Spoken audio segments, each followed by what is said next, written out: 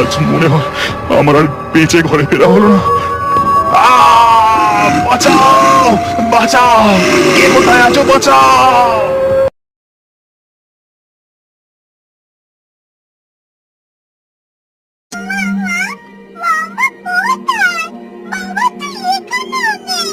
আমি কি ঠিক শুনলাম?